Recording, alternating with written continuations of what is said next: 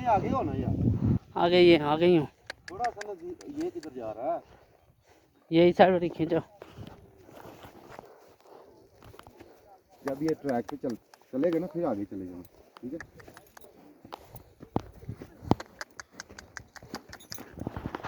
अब चलते हैं आगे आगे। आवाज़ भी आनी चाहिए ना जितने नज़दीक रहो।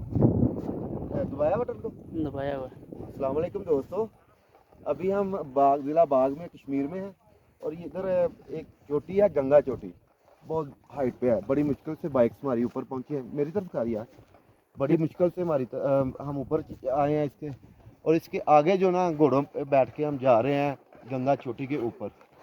ये भी तकरीबन दो ढाई घंटे का सफ़र है, बहुत मुश्किल सफ़र है।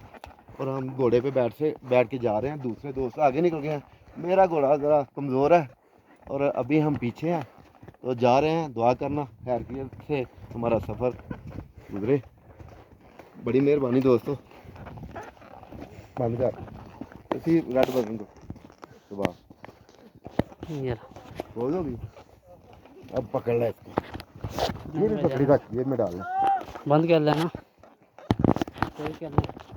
सेफ होगी।